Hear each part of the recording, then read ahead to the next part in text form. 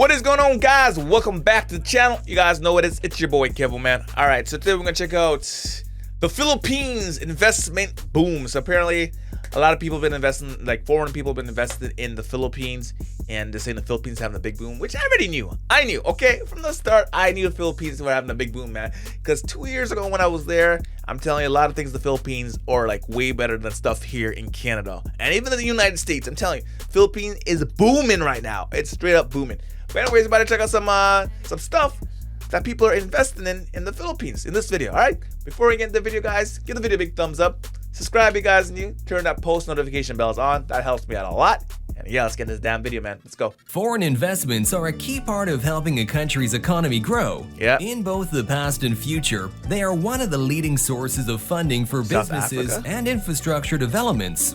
There is, however, one country that is continually lagging behind its peers when it comes to these foreign investments.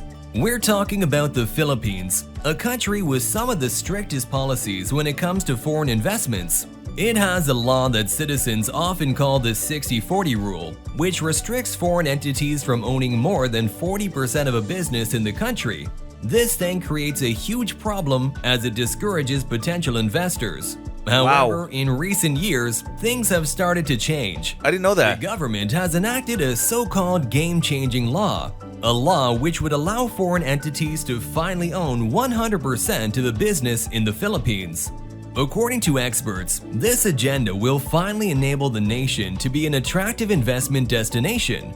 But just how big is the opportunity for foreign entities? Or alternatively, have foreign investment interests already died down for the country? Before we move on, don't forget to leave us a like and subscribe for more. The change of the ownership law in the Philippines was enacted in the early months of 2022. Really? Decades of limiting foreign influence on the... So this just happened? I feel like more foreign people have been invested in the Philippines like way before this. No way. I feel like there's a lot of nations invest in the Philippines because the things about it, the Philippines is such like a beautiful place.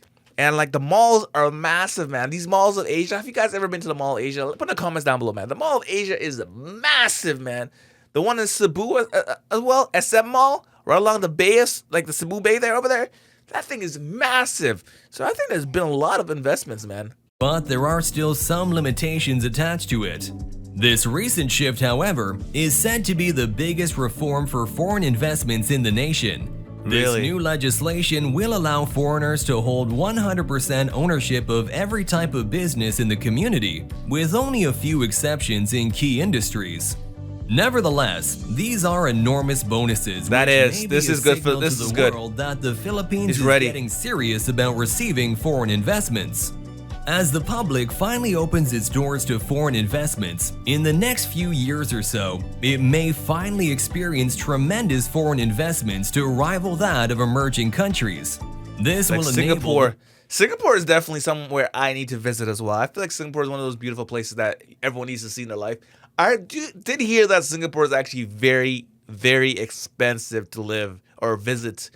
I heard that. I don't know if it's true or not, but from what my friends told me that went over there, they said it's very expensive. I don't know. Comment down below if you guys agree that it's very expensive or nah, it's not so bad.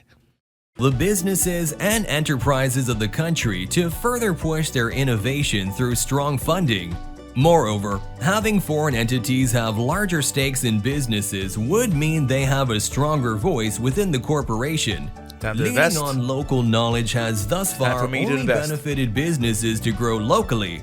But with the help of foreign intelligence, this will change and may push the Philippines to grow businesses capable of competing globally. Furthermore, the introduction of foreign investment will help push business valuation upwards. This means that business, whether it is publicly traded in the Philippine Stock Exchange or privately held, will be more expensive as there is an increase in demand within these enterprises. While the opportunity is indeed a massive transformation, it also comes with some disadvantages to it. The entrance of foreign businessmen to the country means that locals will have new competitors, and that is true. And what I also think too, why this may be good, okay? As I'm just speaking as a foreigner, okay? As a foreigner, I think this will be good because then we can invest our money into like another country.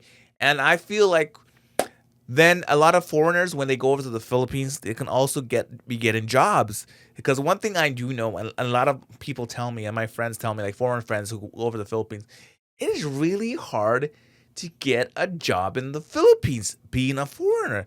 People think like, yeah, foreigners come over to the Philippines, they have the great life, they have everything, but it's actually really hard to get a job.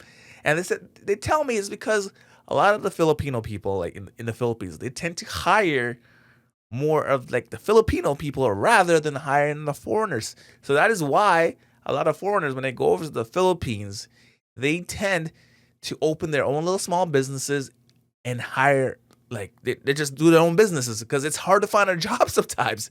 I know this is true or not. If anyone out there in the Philippines and you're a Filipino, man, and you have a job, like you have like a business, okay, and have you hired foreigners? Do you currently have foreigners working for you, or would you rather give that job to like one of your local countrymen? Be honest. Put in the comments. I want to know. Be honest, okay? Be honest. What's more terrifying is that these competitors may have higher funding and better knowledge.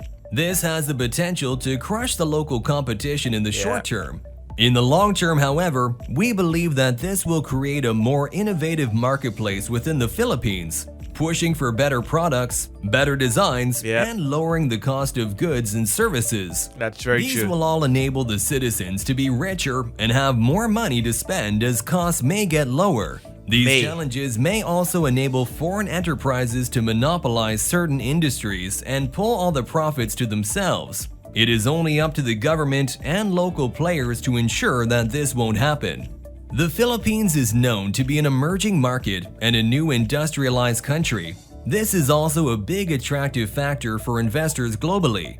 Several experts around the world have even called that emerging markets are going to be the next big destination. Nigeria, the timely Indonesia, introduction Mexico? of this change will Turkey? likewise be an amazing feat for the nation. This newly enacted decree will be beneficial for its startup ecosystem. It is relatively known that during the lockdowns of the past few years, the country has produced internet winners and businesses that thrived and changed during the shifting times. This has given the likes of e-commerce, fintech, and blockchain an innovation boost. With these, there are now thousands of startups out in the land that have gained traction, and foreign funding will likely disrupt the status quo and give them a massive push. Wow. That's exciting. That is honestly exciting. That is something good. That's some good news, man. That's some really good news. That makes me feel like now that since foreigners can invest, like I can actually start investing in like companies or things in the Philippines without worrying so much of like where's my money going, how's it spent. I feel like this is good. This is good for the country. This is good for me. This is good for you. This is good for everybody. I feel like this is good for everybody. All right. So anyways, man, let me know what you guys thought about in the comments down below. Subscribe. Catch you guys later. Bye.